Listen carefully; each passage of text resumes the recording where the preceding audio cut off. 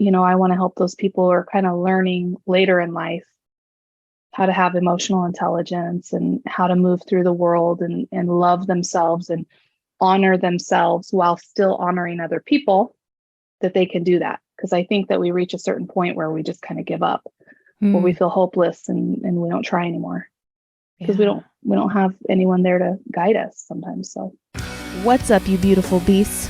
I'm Katie. I'm on a mission to help humans become the best possible versions of themselves and to strive for overall health, mental health, emotional health, physical health, all of the healths, without ever having to step on a scale. I have had the privilege to talk to all kinds of different humans who've been through a plethora of experiences just being a human and existing. I believe that every single time somebody shares their story, at least one person listening will learn from it, be inspired by it, and maybe, just maybe, even change the entire direction of their life. These are the stories of humans unveiling their beautiful beast. Keep listening. This is the Unveiling the Beast podcast.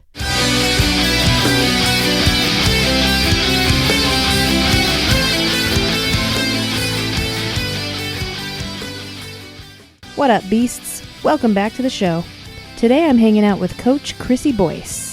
In this episode, we talk a little bit about the human brain, how suppressing emotions can affect you physically, and we talked a little bit about music and skydiving. As always, I hope something lands with you today. I hope something you hear tugs on your heartstrings, and or I hope you laugh.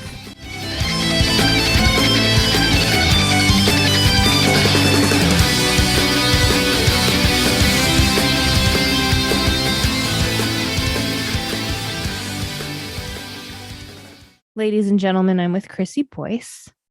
We are brand new best friends forever. Forever. And forever and ever. And we're going to hang out and we're going to chat. And because we're best friends, I figured we should probably get to know each other better.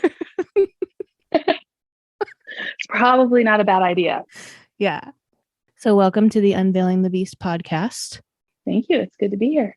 Good. Can you tell my listeners a little bit about who Chrissy Boyce is? Wow. I don't know if I can, because I am actually just starting to learn who Chrissy Boyce is myself. That's awesome, though. It is really awesome. And I actually thought, I was like trying to think of like what to say in the podcast today. And I'm like, really, this whole season in my life right now has been about connecting back to my authentic self. That's awesome.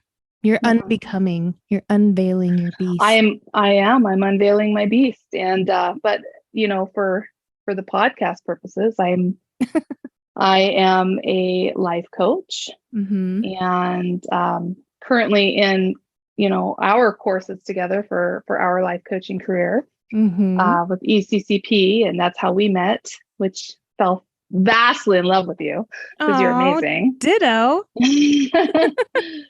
But no, I love to help people gain the clarity that they need to move forward in their lives when they feel stuck.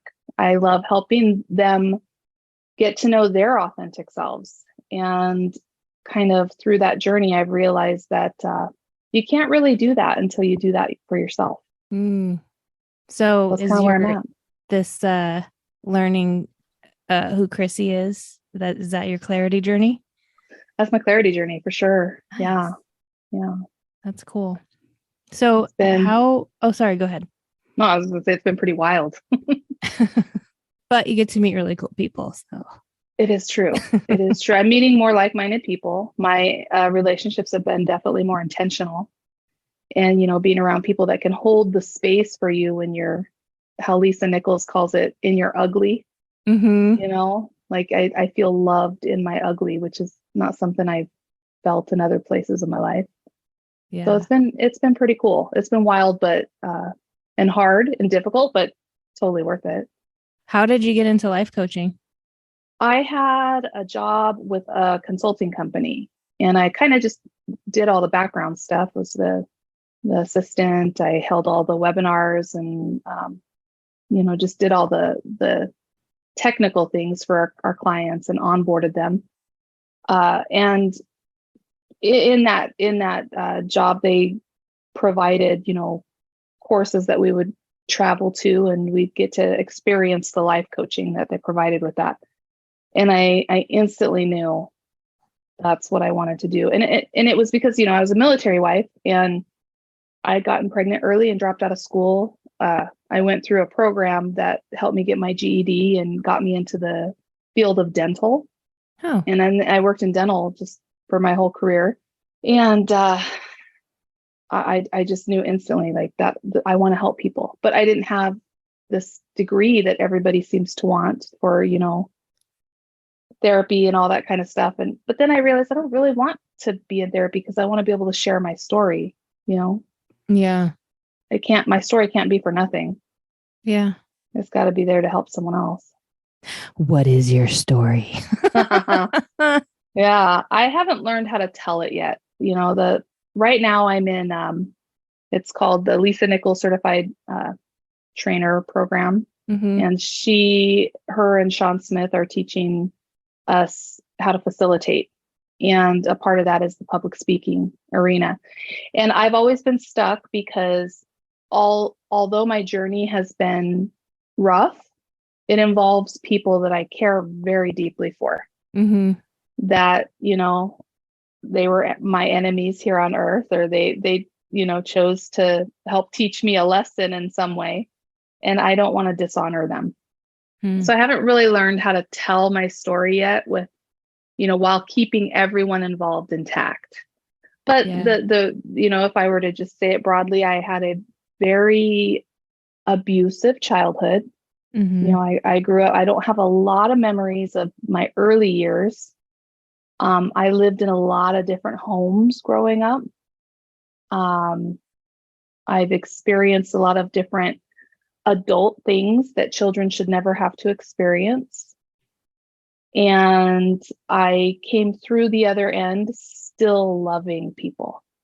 And that's really what I want to get to people. I've experienced a lot of drugs and alcohol abuse, a lot of mental health issues, a lot of heartbreak and death. And, I want to help those people who are kind of learning later in life how to have emotional intelligence and how to move through the world and love themselves and honor themselves while still honoring other people, that they can do that. Because I think that we reach a certain point where we just kind of give up, where we feel hopeless and we don't try anymore because we don't have anyone there to guide us sometimes. So would you say that you had somebody like that for you? I had lots of different people. I mean, even the people that when I talk about them, my heart still hurts.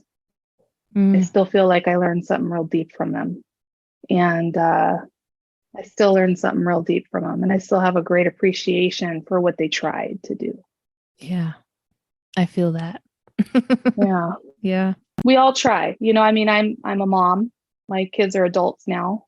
And I thought I cleared it. I thought I was like, oh, this is so good. Me and my kids, we have such a good relationship, and then one of them, as an older adult, seems to look back at her childhood, and now they're not happy. So it's like, okay, I guess I didn't clear it. But what I'm learning is I'm learning how our brains work. I'm learning how we retain information. I'm learning how our memories work and how specific events in our lives can change those memories. So yeah, it's all about finding a way to hold the space for the people that you love. So I've heard from you before that you are a singer. Oh my God. How did you remember that? Because I'm a singer too. And whenever somebody tells me they're a singer, I'm like, let's sing together. That is not happening on this podcast. No. There'll be a delay and no, I wasn't going to ask you to sing. I was going to ask you when was the first time you discovered that, oh, I can sing? I think it's really funny that you asked this question because I have really been pondering my life, pondering the moments in my life where there have been moments where I realize I might have a talent and I express it and I feel shut down by something in the outside world, right? Uh-huh. And singing was one of them. I remember I had a friend, it was like, I think we were seventh grade. I remember went to school. I lived in Hayward, but I went to school in San Leandro, California. And I had this best friend. And I mean, I've compared a lot of best friends to this one best friend, but I remember belting it out one day. Like we were all singing, and I sang a part of a song that she was singing, and she laughed at me. And I don't think she did it maliciously or anything like that. I mean, we're in Yeah. seventh grade. I mean, she didn't do it maliciously, but it shut me down. Like I was so embarrassed that I didn't sing again until I got into high school.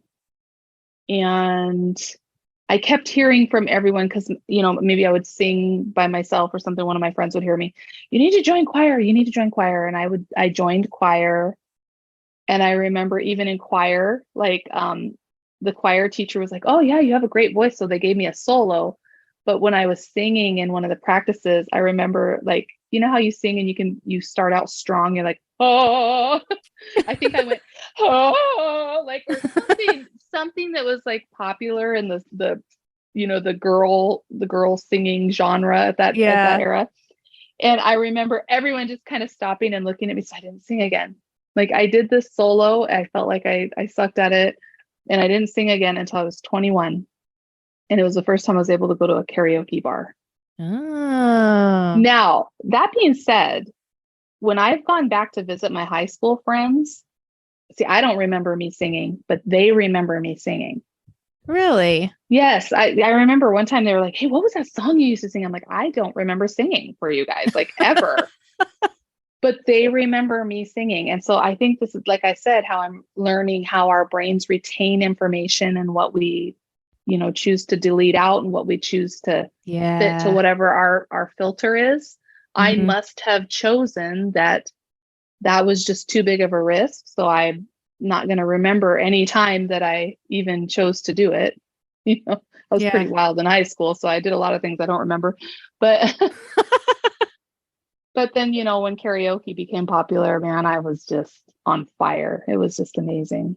It was the first time, you know, I got a standing ovation and people just loved me. And I needed that at that time. So Yeah. yeah, that was when I realized I had a voice That's awesome. to sing, To not to sing. speak. Oh, you're still learning that. Yeah, I'm still learning that. They're two totally Yeah. different voices, though. Do you know that now? Singing and speaking? Oh yeah, Yeah. two totally different voices. Yeah. I mean, listen to Christina Aguilera. She's like, her. Thanks, guys. I do that. I do that when we sing. Like, I'll sing Welcome to the Jungle. And like I kill it every time. And then Oh my God, I can't wait to hear you sing. and I then I'm love like, that. we have the Welcome to the same Jungle like, was my first song on my very first skydiving video. really? Yes. Yes, it was Nice. me doing my very first Oh, tandem. I have a video somewhere. For sure, you know, Panama. I Oh, the have a song? video. Yeah. I Or have a video of Panama on YouTube I can send you. oh my God, I At the House of totally want it. Blues. Wait, you sang at the House of Blues? Yeah. Oh, I'm It was bowing down to you amazing. for those people who are listening and can't see me. I am bowing. I I'm bowing. I'm in Yeah, the presence of greatness. that was a great, amazing experience because like we back then we had a pretty good fan base, Mm, which did not build when I was in the band. This was like before my husband's in the band with me. Um, that's so cool. so we start with Here I Go Again on My Own. Here I Go Again. I don't know the actual Here I Go Again. Sing it for me, baby. But it starts out all quiet and we enter the stage one by one. And then there's this part where the lyrics say something, the other singer singing, and the lyrics say something like "Get down on my knees." So I go to my knees, and the whole crowd goes, "Ah!" They weren't doing it for me; they were doing it because our bass player was entering as we dressed in character. He was entering the stage as Richard Simmons. Oh my gosh. But it was great. I felt it like in my whole body. Yeah, if you can feel it, why not? Take Yeah. it. So how did that become? Last, I don't know, you said something about singing and then I talked about karaoke. The last time I actually sang, The day after I got COVID. I remember it vividly. We were in North Carolina. My husband had just gotten home from traveling to Denver, and we hadn't gone out for a long time, and we went to this bar and they had a karaoke, and I decided to sing Tool for the first time. Do you know Tool? Nice. Yeah. Oh, I sang the song Sober. That is just like one of my favorite songs. And I decided to sing that song, and that song, I mean, you're using your vocals for it, like you're belting it out. And the very next day, had that dry cough, and then it was just boom, COVID. And it's never been the same since then, ever. I don't even know if I can still sing. You can. Maybe I need some practice. Well, maybe you can fly out to California and join a band. Yeah, I need to join a band. I've always wanted to do a open mic night. Like there's like, I don't know if it's a synthesizer, I don't know what it is, the thing that you hook your guitar into and your microphone into, and you can mess with what are those called? Amplifier. An amplifier. Thank you very much. You're welcome. Words don't come to my brain as easily as they used to. There's an amplifier that I've been eyeing for years, and because I saw someone do an open mic night with it, and I just thought, oh, I'd love that. I'd just love to have something like that and just practice and that'd be cool. Sing and have fun. Mm-hmm. It's interesting because I'm a shy performer, so like I'm good. Like once I'm up there and I'm singing, I totally milk it, and I'm like, because I'm in a costume, like it's not really me on the stage. But I for like karaoke and stuff. Mm-hmm. So I did karaoke recently for the first time in a very long time, and I was singing a song that we do in our band, and I'm sitting there reading the lyrics. I'm still belting it. Yeah. But I'm sitting there reading lyrics, and I showed my friend, my husband Sean took a video, and I showed the other singer in our band. She goes, "Are you reading the lyrics?" I'm like, "Yeah." So hey, if there was no video, you wouldn't know. I know. It's just funny. Yeah. But I really think it's because we dress in costume. And it's funny you were mentioning, because I don't have a problem talking in front of a big group. Uh-huh. We're not talking. Talking is different. Singing. I can sing in front of anyone. Talking is a totally different thing. And that's because I feel like my voice was kind of shut down over time. Because when I would say how I felt or say things that were on my mind, I would anger people, frustrate people. And I never understood it. I'm starting to understand it now, but that doesn't take away from the fact that I'm learning how to remove that layer that prevents me from speaking. Gotcha. Does that make sense? Yeah. So maybe if you start all of your speaking gigs in costume. I'm just kidding. Maybe that's why you were brought into my life, we just need to do everything with a theme, right? Yes. We teach people how to remove layers while putting them on at the same time. Exactly. So tell me how you think your singing voice and your speaking voice are different. Mm-hmm. My singing voice is something that I have certainty in. I'm certain I can get up there and belt out a song and surprise the F out of people, because they look at me and they're like, oh my gosh, I didn't know you could do that. Right? Like, it's just something that I naturally have, and no one has ever said anything bad about it, ever. No one's ever been like, oh my God, you sucked. Or, well, okay, I lie, because the very first time it happened was my friend in the 7th grade, and then in high school. But there's been so many positive experiences that have removed that fear. Yeah. That like, I'm certain now. So, the positive was outweighing the negative now. Whereas with my speaking voice, it's the other way around. With my speaking voice, I felt like at a younger age, I felt I had a lot of audience. And as I got older and as I got into like my dental career and around people that had money, this is a lot of where my money story comes from too. I felt treated badly. I don't want to say badly. I mean, it's not a right or wrong thing. It's just, I felt that my voice, my opinions were not appreciated, or understood or accepted. So, I did a lot with that. I learned that, okay, so people with money, they're mean, right? So I think I do a lot of self-sabotaging when it comes around, when it comes to making money, because I don't want to be mean. I love people, right? Like I don't realize it's happening. It's subconscious. This is the stuff that we're learning in what we're doing with our coaching. So subconsciously you're saying, if I have money, suddenly I'm going to be this mean person. Yeah. If I have money, I'm not going to value people's voices, which is completely opposite of wanting to be a life coach, where I want to teach people to use their voice. Right. So, so what I did with that message of feeling that when I spoke, I tended to piss people off. I felt like I was very irritating to people. What I'm learning now is that I go deep with people.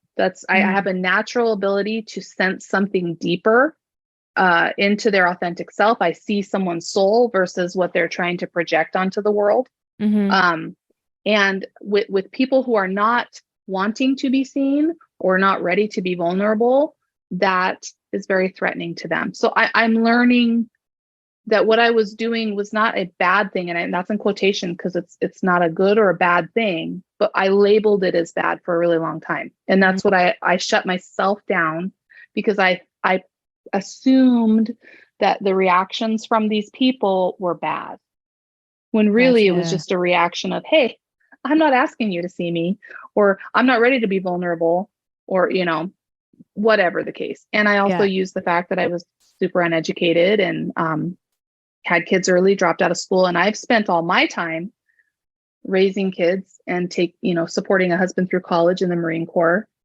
And so now I'm learning how to be an adult and how to have social, awareness of people while still keeping my own authentic ability to go deep with people in a comfortable place, but while at the same time not making myself small so that other people can feel big. I don't know if that makes any sense. So what comes out of that is just, okay, I need not better relationships. I need different relationships in my life. The relationships I was attracting before, because I was in a very low energetic place, were people who think it's okay to yell at you if you make them mad or whatever. I don't like being yelled at. It's a trigger from my childhood. Now I'm more intentional about the people I keep in my life, so that I can go deep and I can feel free to be myself and be more accepting of other people and myself at the same time. I don't know if that went off into a different direction, but I'm all over the place. No, I love it. I love it, because it's hard to do, especially like for me. I've been in this place for a while where it seems like I have I don't give a fuck what you think about me attitude. And it's not that I don't care what you think. It's just like, I'm comfortable enough with me to like hear your opinion and be like, okay, that's nice. If you don't like what I'm doing or saying, I'm either not for you or I'm not for you right now. Right. You know what I mean? So it's tough to be in that position where you're trying to satisfy both yourself and other people at the same time. Well, and that reminds me of the most recent thing I've learned in my courses with Lisa Nichols and Sean Smith is being emotionally expressed versus being emotional. And this is the thing that I've seen. I've worked a lot with, when my kids were teenagers, their friends were drawn to me. I mean, I remember my daughter, it was so funny because her friends would always come and tell me when she was about to do something that was not good for her. Right. But they felt like they could tell. I mean, her and my son's friends felt like they could tell me anything. They felt very safe. And I would talk to him, just like, maybe because I was an immature little teenager myself. I don't know what it was, but I've been good with youth. And that's the one thing that I've noticed is that as a teenager, or even us adults right now, I'm seeing the impact of not knowing what emotions are. not being allowed, especially as a boy, a man, men are not, they've been raised not to express their emotions. Right. And I raised my son to talk to me, but I did not raise him to express his emotions. I didn't know. I had no parents growing up. Like, I've kind of been on my own, lived with a lot of different people. And I've modeled my parenting off of what I thought looked good in other families. Mm-hmm. And one of them was, hey, you're a man. And even with my daughter and my son, like, I would say all the time, okay, this is what happened, but we need to get over it. Right. That's not good. Looking back, knowing what I know now, like, it's not good. And I've talked to him about it. I'm like, hey, this was wrong. I shouldn't have taught you this, but it affected him. Yeah. Right. When we learn that we are not allowed to express our emotions, and we don't learn even what emotions are, it builds up. It gets suppressed down there, deep down. It comes up in physical ways. It comes up in emotional ways. And this is what I'm seeing in the world today, is this product of suppressed emotions. Yeah. And even right now, this journey of learning how to find myself and who I am is allowing myself to express the emotions that I've suppressed. You know, I've suppressed emotions so much that I have physically pushed my organs down. Physically pushed the organs down and had to have surgeries to bring them back up. Like, I didn't know what was happening. None of us really know when we're in it. But when you learn what emotional expression is and the importance of it, and then you allow yourself to go through it, that's the hard part. You know, it's like how Sean was talking about being in the chrysalis, like with the butterfly. Yeah. You know, the caterpillar eats itself. You know, if it keeps going that way, it's going to eat itself to death. And finally, it starts building this cocoon around it, goes into the chrysalis, right? Or what most people think is called a cocoon. It's called a chrysalis. And inside of that, it literally disintegrates and turns to goo. Yep. It dies. It dies. It completely dies. And it's done. It's over. There's no more caterpillar ever again. The butterfly is not a product of the caterpillar. The butterfly is a completely new thing that emerges. And that's kind of what I feel I'm going through right now with allowing myself to express. Yes, I'm emotional, but you know, I get to stay in my house all day, and the only person who gets to see my emotions is my husband. And you guys, when you come to class with me, I'm playing full out. I've paid for this. I'm going to get my money's worth. So I'm going to let you see my vulnerability, you know, because I want the most that I can get out of these classes. But learning to express myself, whether it's the journaling, whether it's literally going on a drive and pretending I'm talking to whoever I'm pissed off at and screaming and yelling and saying whatever it is, I'm expressing it. Yeah. I got to try that. Oh, girl, it works. It works. I mean, I do it in a prayer. You know, I'm like, hey, God, can I talk to the spirit of this person? Because I believe we can talk to spirits, you know. I'll do that. I'll go to a tree. I'll yell at a tree. You know, I'll whatever it is I need, I'm doing. But the difference between what I'm doing now and what I'm doing back then I was very immature, and I was expressing emotions in very inappropriate times, which was causing people to react the way they were reacting, which caused me to feel that was, in quotations, bad. And then I shut down.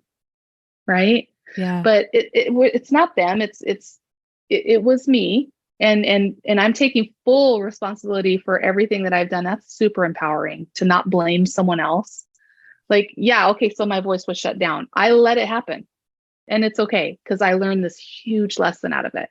Now I get to express myself, and I get to come out a butterfly. I get to emerge this butterfly as something new, and use my voice with something completely new, different, not that has nothing to do with the past. Is just new, you know, because we can stop ourselves by holding on to the past, right? By thinking we're still a part of that person we were back then, when really whatever was happening back then had nothing to do with the person we are. It's just the layers of belief systems that were piled onto us that we picked up on by family, religion, society, TV, radio, whatever it is we chose to believe in.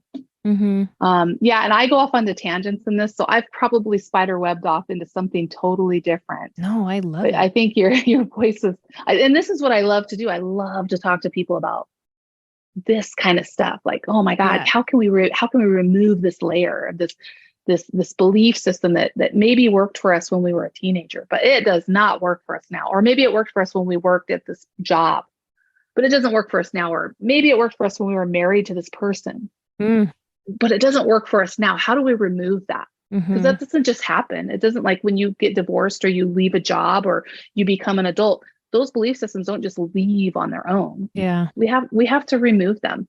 And we have to know how. So that's what my passion is teaching people how.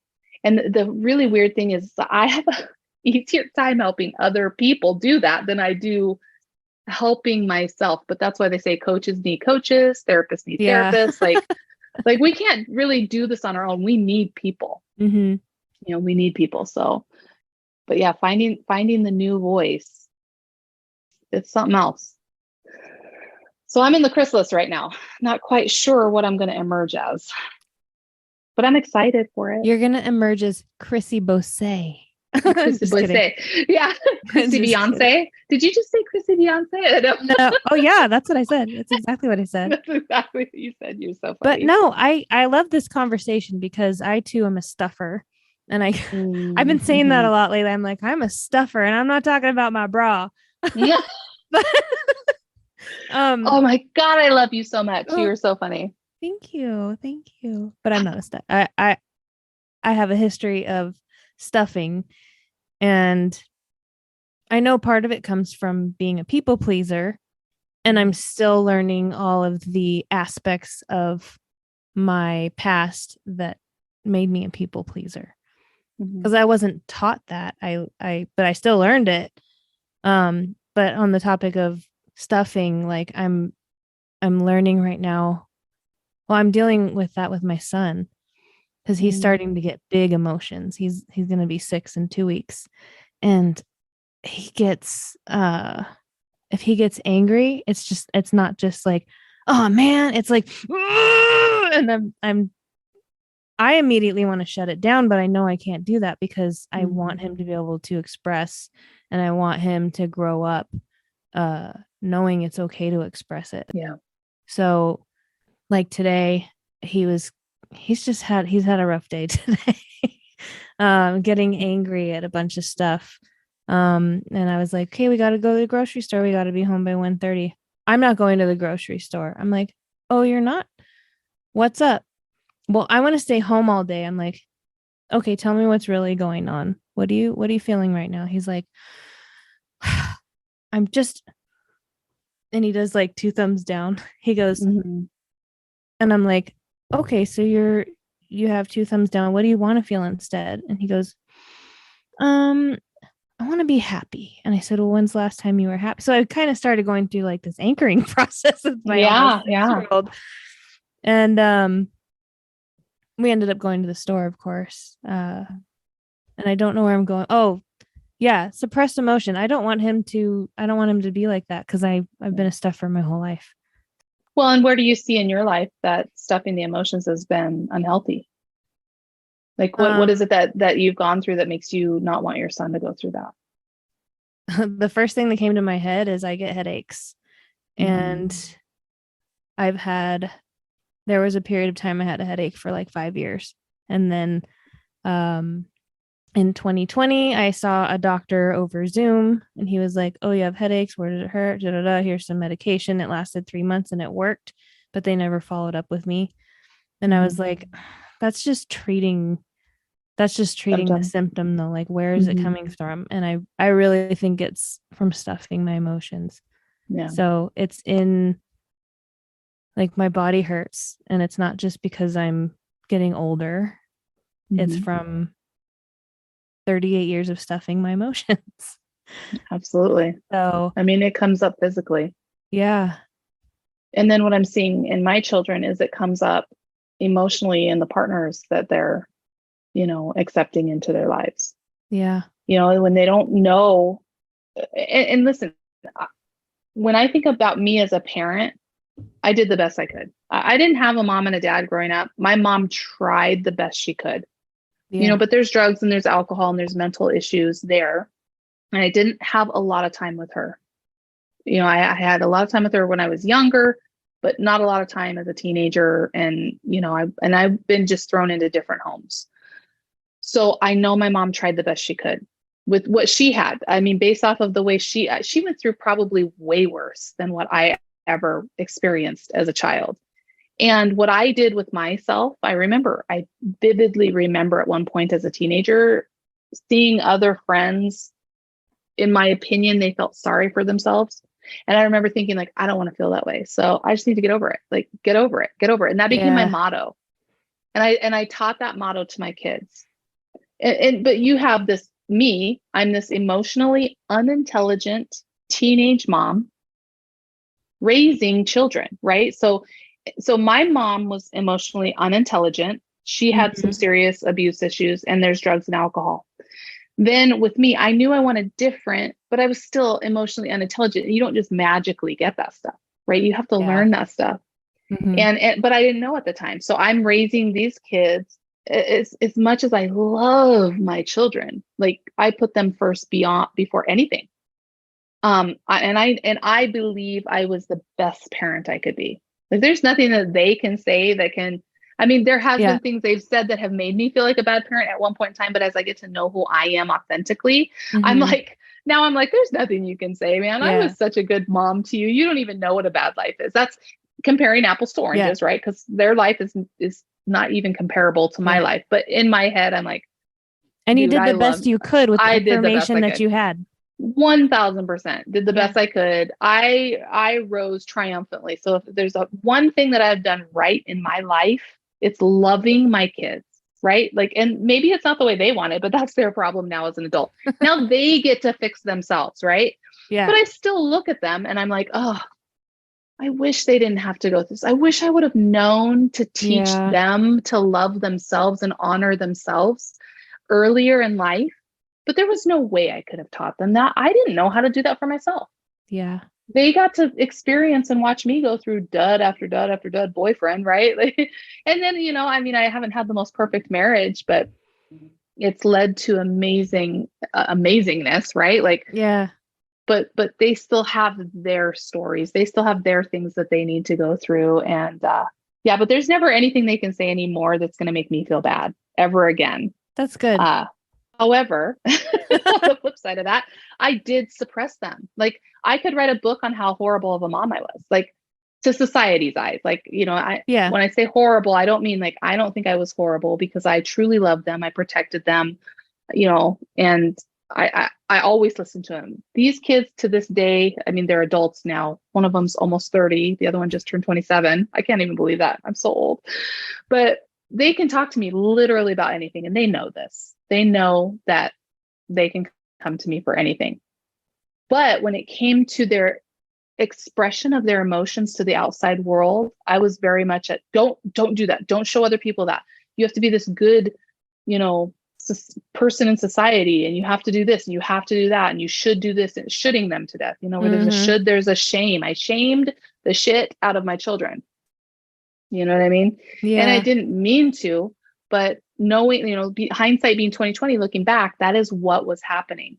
And even when you go to them as old, when I go to them, I'm like, hey, I did this to you. I'm learning that this is wrong, and I did this to you, and it was wrong, and I'm so sorry. They still, like, based off of the filters that they've picked up in their lives, their meta filters, the way they view life in every single category of their life, they're not going to hear what you want them to hear. They're hearing what they hear based off of it's being filtered through. Right. So they're hearing sounds coming out of your mouth. Yeah, exactly. Then so interpreting them how they do. Right. Yeah. Well, and then as like me, what I went through, and I think the hardest part for me, which I feel like I might be over the hump of this, was this resentment to the world and to God, kind of like, I'm not trying to push God onto anyone. Like, I don't even really know what it is I believe in. I know there's a creator and I believe in God, but I'm not a religious person by any means. But I'm very spiritual. And I was kind of angry for a long time. Like, you know what? I was abandoned as a kid. All these things happened to me. I didn't do these things to my kids, and I didn't let these things happen to mine. So why is it that my kids are suffering as an adult. Why? Like I was angry at the world for that, like angry at God. Mm-hmm. And I'm just learning, we all have our stuff, no matter how much you do as a parent, no matter how good your intentions are, we screw our kids up in some way because there's no way to keep up with society either. I mean, it's constantly changing. Yeah. So I think that hindsight being 2020, if I could go back and change anything with raising my children, and it would be to know who they are, love who they are, honor who they are, and speak who they are. Those are all the things I'm trying to do right now with myself. Those are the things I pray I'll be able to pass on to my grandkids, because my grandparents were huge in my life. I'm the only one in my family, literally the only one, that is where I'm at. I haven't died. I'm not a drug addict. I'm not an alcoholic. I'm not a narcissist. I'm not, I'm the only one who made it out. But it was, when I look back and think, oh, I didn't get to be around my family. I didn't get to do all this. I was abandoned, blah, blah, blah. Those were huge blessings for me because I didn't end up in that cycle. Yeah. So it's all about looking at the silver lining too. I'm soaking that in right now. Like different words are floating around in my brain. Like, that's fucking awesome. That's amazing. You broke free. All this stuff. That's just really cool because you hear of generational, whatever you want to call it. I call them curses. Yeah. Let's call it generational curses where, like, for example, for a little bit of time, I lived with one of my best friends, and I watched how their family did things, and like it's totally different than how my family did things. And but to each of us, like, my thing was normal and her thing was normal. Like, her thing was screaming at her mom at the top of the lungs in her garage. And then I saw her do it with her daughter later on. I'm like, well, that's how she learned how to parent. So I'm not ever judging it. I'm just like, it's totally different than what I learned from my mom. My mom never really yelled at us. We pissed her off a lot, and she'd leave and go off for hours, and we wouldn't know where she was because she was mad at us. Yeah. And at the time, that's what she thought was right for her. Like, she didn't know it was messing us up. Like, where's mom? When's she gonna be back? So, but anyway, I'm rambling on. No, I totally like resonate with that because, like, I was just talking, someone I love very deeply had a life where their parents are amazing. Like, I know their parents from what I know of them as an adult. I think they're amazing. But this person grew up in a very emotionally suppressive environment. Their parents are amazing for the short times they get to be with people, but they don't know how to express emotions or accept other people's emotions. They're very sheltered, right? And so this person, what they did with those suppressed emotions were so damaging as an adult, right? They did not know where they stood because everything was suppressed. Everything was like, oh, we have to act this way and be this way. Whereas me, when I look at my growing up, my family yelled and screamed and expressed, right? It didn't feel good, but at least I knew where I stood, right? So I knew where I stood. I didn't know who I was, and I did my own stuff in my own way as a young adult. But if you compare the two relationships, me versus this person I care about very much, I would prefer my life over this person's life because I want to know where I stand. I don't even care if it's mean. I don't care. I want to know what you think of me. I want to know what I can do to fix it. Whereas when you live in this situation where with this, and this is how I felt after I got into my careers, is like, I know I'm doing something wrong, but I don't know what I'm doing because no one will tell me. It's that implied communication versus literal communication. Yeah. I grew up with literal communication. So I'm a literal person. I want to hear literally what you think and what you're feeling, because the implied stuff you never get right. And that's such a foggy, confusing place. Yeah. So yeah. I have people in my work that are like that. And I've told them, since I became like the shipping head, I'm like, if I'm doing something that upsets you, tell me right away, because if I Mhm. don't know what the issue is, I can't fix it. If I Mhm. don't know that I'm doing something wrong, I can't learn how to do it right. Yeah. But still it'll be like they let it build up and then they snap at me and I'm like, you never told me this before. Why are you yelling? Like, Yeah. calm the fuck down. Yeah. Well, and as leaders and parents, you have to be literal. It's dangerous to be implied. Yeah. The implied is the suppression, right? The implied is I don't know where I stand, so I'm gonna learn to lie and pretend to be who I think you want me to be. Mm-hmm. Whereas if you had literal communication, you just know where you stand and you know who you can still lie and you can still project an image that you think someone else wants, which we all do. Yeah. But there is a different energy that's carried with either one of those. And Mm-hmm. as a supervisor or a leader, you have to be literal. Mm-hmm. That's important. But And that that's what I'm is, learning. yeah. I was gonna say that's what we do. Like, um, what does Sean call it? The not you. Like, we walk around as the not me Mm-hmm, rather mm-hmm. than the me, and the not me version. The not me is the veil. Like, I always go back to unveiling Yeah. the beast, but the not me is the veil and the me Mm-hmm. is underneath the veil, and that's your beast. Yeah. Like, I love that. unveil that bitch. Right. You Get know? rid of that representative, like fire the representative, Yeah. but that represent, I call it the representative because that's what I wanted people to see of me. Yeah. And it's so weird because this getting to know myself, I'm finding, remember when we were just in class, like we were just in a class and I Yeah. was really struggling with anger, right? Because Mm-hmm. when I was a teenager, I was super angry. I was fighting Mm-hmm. all the time, and that's where my comfort zone was. I was a Yeah. good fighter. I didn't care. I was not scared of anything.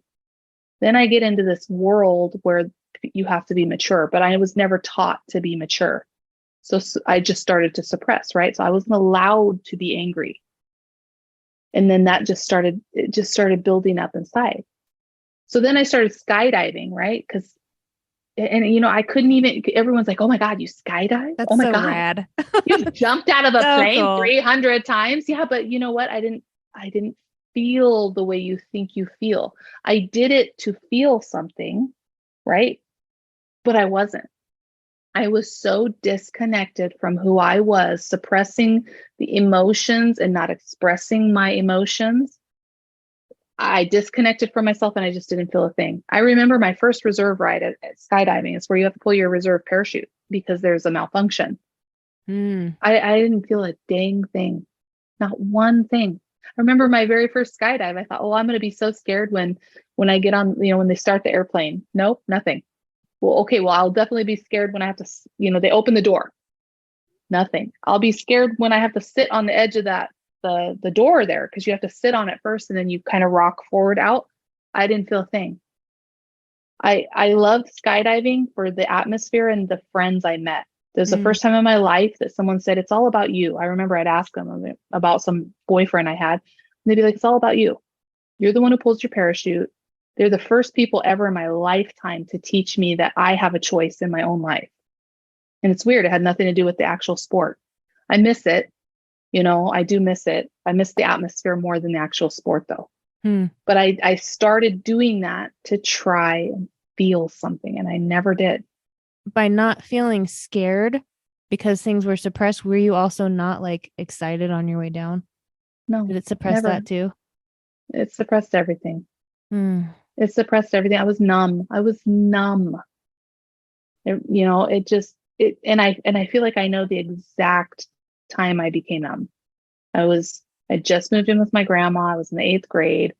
We're driving in Sunnyside, Washington, and they had a 7-Eleven that was on the corner of, right across from the high school, right on the corner of the high school. And I saw like a group of teenagers standing in a circle looking at something on the ground. And I saw what was in the middle, and it was a kitten who had either been in an engine, Mm. and the kitten was flopping around, like something bad had happened to this kid. Now I'm a huge animal lover. And I remember praying to God, God, I cannot handle this. Shut me down. And I shut down at that point in time. And I don't remember gaining feelings until pretty recently, when I went through my darkest, deepest moment in my life and I was completely alone. It was the first time I actually felt something. And it's almost like I was needing, because I wanted to be a coach. I had just quit my job to be a life coach. And then it was just one tragedy after another happened right after I quit my job. And it just shut me down. And it's almost like God was like, hey, you said you wanted to be a life coach. You need to know these things before you can help other people, which means you need to feel something. So he gave me, or he let me experience, he didn't give it to me. I got the opportunity to experience this deep, dark moment that allowed me to start feeling again.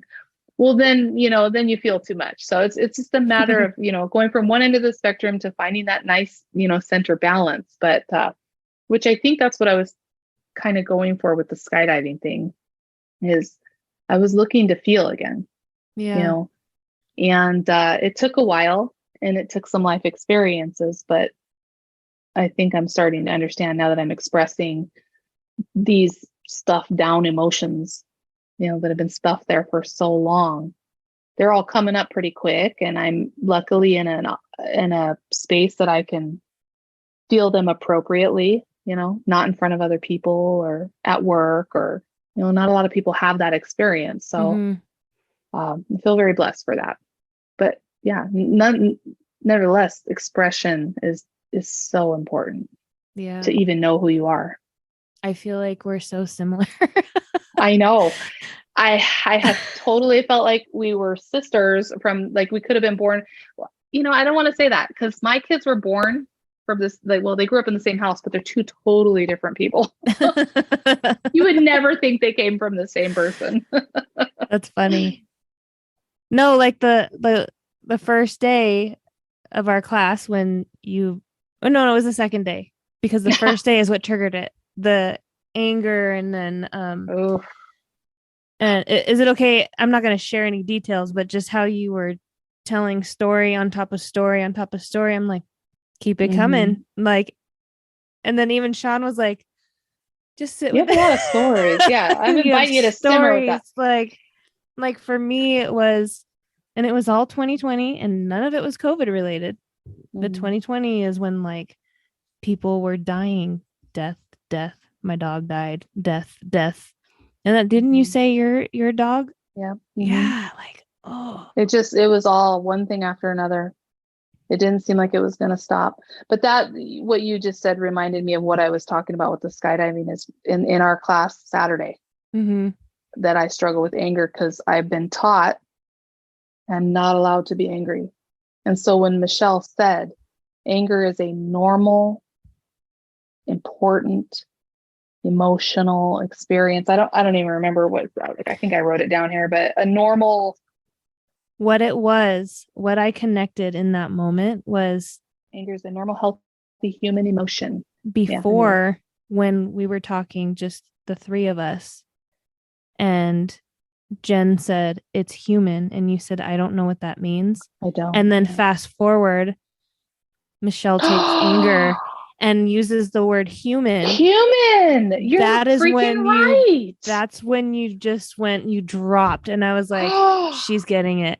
I was like, I didn't get it until you told me just now. I totally didn't get it. It's the word human. The word human. I do not understand what that feels like, or what that means when people say, well, that's just human. Okay, but when I do that, I get yelled at. So that doesn't feel human to me. And that's why, and the words that come out of my mouth that I notice, that if someone else said them to me, I'd be like, oh my God, are they thinking of suicide? But the words that come out of my mouth, I don't belong here. I don't feel good here. I don't know where I fit in. I don't belong. That doesn't mean I want to hurt myself in any way, shape, or form. But if I heard that from someone else, I might think that, right? But you're right. It's the word human. She said, anger is a normal, healthy human emotional state. Yeah. And I I didn't say anything at broke the time down. because I didn't want to break that moment you were having. Cause all Oh, I kept thinking was, she's getting it. It's the word human. She's getting it. Like, I totally it this was whole so time beautiful. I I was thought it was crying. anger. I was crying. Oh, It was great. well, I feel so safe in front of you and Jen. So I feel like I could actually break down, but I did not connect that until just now. This is why you're such a good coach. Thank you. I'm Do you not want me just to saying leave this any of like, this out? no, not at all. No, Okay. I think people need to hear this because I think other people experience this. And Mm-hmm. also understanding that what we think we're hearing in a moment may not be what we're hearing. Like in that moment, I was focused on anger. I was focused on not feeling like I could be angry because remember I was telling you like, oh, I can't stand this one person and that's not like me. But it's really bothering me that I cannot stand this one person. So I'm thinking it's all She's about me talking not about me. I'm just kidding. whatever. No, I was so like, I'm so beside myself that I am so frustrated with this one person. And I don't normally get frustrated like this. And the reason why is because I taught myself to just deal with whatever life brings my way, to just accept everybody for who they are. Okay. Maybe I wasn't truly doing that, but I was not allowing myself to feel the way I needed to feel about any certain person because then I felt like I was being judgmental or, wrong or rude or whatever it is. But what you connected. So people don't know what happened, but in our class, they broke us out into a breakout room first, which you and I and Jen were in this breakout room where we were discussing the things that we were going to talk about. And I was confused. I didn't know what I wanted to talk about. And Jen had mentioned, hey, what you're experiencing is human. And I was just like, I don't know what that means. Like I've heard people say this to me, but when you say that to me, I feel like a freaking alien because I don't understand what you're saying. Then we go into the group, we all discussed our stuff, and it came my turn. And we thought anger was the subject. And Michelle, who was one of the facilitators, said anger is a normal, healthy human emotional state. And I lost it, broke down. I thought I was breaking down because I didn't think I was allowed to be angry. But I feel like you've connected it, the word human. I don't understand what that means yet. And so that's good. I'm glad I'm learning that right now because now this is something that I get to figure out, okay, what's my definition of human? I have placed myself into what everyone else's, what I assume their definition of human is. But it's an assumption. It's not what someone says, hey, you need to be this way. It's just what I'm assuming they think I need to be this way. And this is what we all do. And then we blame other people for making us who we are when really it's us assuming what we think they think we should be, right? So confusing. But it's empowering to take that power back and be like, okay, they didn't want me to be this way. They didn't ask me to be this way. I chose to be this way because I assumed this. Human is something now that I need to look into. Thank you for that. Yeah. My God, that's huge. That's huge for me. You're welcome. I don't know if this helps, but you mentioned earlier that you're learning how the brain works and how we learn things and the meta programs and beliefs and all this stuff. That's also the human. All the stuff you're learning. That's human. My God, you're right. That is a human form of functionality. And I didn't know that before. I didn't understand it. Again, you think when you grow up with parents, you have like standards and you're taught these things. And when you grow up with no parents, you really are not taught these things. But I'm learning that whether we grow up with parents or not, we still are not taught these things and we learn them at a later point in life. And wow. Yeah. Now you're telling me I have to accept my humanness. Yep. Well, and oh my God, that's funny. I was telling someone else I struggle with people's humanness. Huh.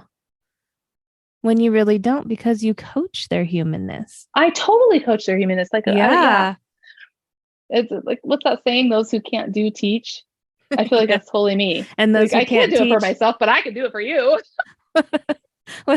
I heard it in a movie. What did you say? Those who can't do teach. Those who can't do teach, and those who can't teach PE. Oh my God, what was that? Was that I think that's a movie that we shouldn't mention here. It was the one with Marshall from How I Met Your Mother. No, I think it was School of Rock. Oh my gosh. We had to hide that movie from my son because he played it over and over and over. And because my son is an amazingly talented, musically talented being. Like this kid has never had a drum lesson. I guess he's an adult now, but he's never had a drum lesson a day in his life, and he can play the drums. That's awesome. Like no other. It's pretty amazing. That's a good movie. But yeah, it is a really good movie, but we saw it way too many times. I'm just gonna throw out into the universe that I would love to have Jack Black on the podcast, and also Keanu Reeves. Just throwing that. Two of my favorite people. I made the little what are they called, thumbnails for my podcast, where it's like me next to the other person. Yeah. I made one with Keanu Reeves. Oh my God. It's like a girl can dream, right? Girl, did you see the latest John Wick movie? I don't know if you like John Wick. I love John Wick. Yeah. My husband and I used to watch it when Desmond, my son, was an infant, and he'd just sleep to it. Girl, the most recent one is the best one, in my opinion. I mean, I don't know if it's because I'm going through all this personal development, but I kind of pictured him kicking butt on all of my limiting beliefs, right? Like every time he would have a fight scene, I'd be like, ooh, he's killing a limiting belief. He's, that's kind of was so amazing. I feel like he's known as like the nicest actor in Hollywood. He's so giving and generous, and that's just totally what I would love to embody. I'd love to just be in a position where I could just be, super generous and giving. I think this is a good spot to end it. I told you we'd lose track of time, and I feel like I could talk to you for hours. Yeah. And it's funny, I don't feel like I gave you anything. I feel like I was all over the place. No. I feel like I had nerves. I feel like this is how I feel when this is the feelings that come up that make me not want to speak. It's that I don't have anything to offer. It's when I talk, I'm rambling. I'm going into circles. I'm not making any sense. Oh, I sound like an idiot. These are the voices we hear in our heads that prevent us. They stop us from being ourselves. And it has nothing to do with our authentic self. It has everything to do with what we think. It's what we're trying to avoid.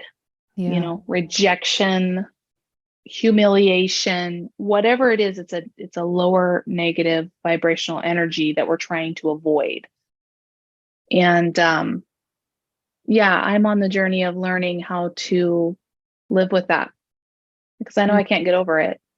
And I don't want to get over it. I don't want to tell anyone else to get over anything ever again in their lives. But I just want to be able to live with the things that make us successful, which is failure and falling down and picking yourself back up and trying again and doing all that kind of stuff. It's living with the failure and the faults. Yeah. And also to speak to what you said, you felt like you were all over the place. You really weren't. And all the places you did go, somebody needs to hear that. So, well, thank you. You're welcome. I hope it helps someone. I really do. That's the whole point of this show. Even if like one person is touched by listening to this, mission accomplished. Yeah. Yeah. Definitely. I think there's a lot of people who are struggling with the same things that you and I are struggling with. Yeah. I just think when we isolate ourselves, we tend to think we're the only ones. Mm-hmm. I do have one more question for you. I ask everybody at the end of each episode, and that is, if you had one piece of advice that you could give to the world, what would it be? My piece of advice would be, take the time to get to know yourself. Like really do what it takes. It's not easy. It's not fun, but when you kind of get to this place where I feel like I'm at, where I kind of see a light at the end of the tunnel, I realize that I feel less controlled by others. I feel less judged.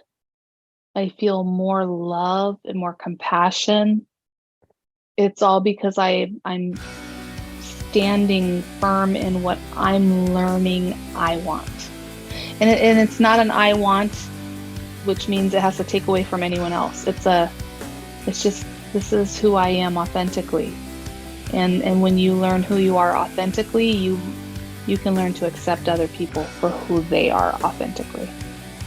Or maybe they're not at the time, and you can be more compassionate and forgiving. It's just this big hodgepodge of love and appreciation. And growth, most importantly, growth. Mic drop. Ladies and gentlemen. Oh, that was too sexy. Hold on. Ladies and gentlemen, Chrissy Boyce signing off. Until next time.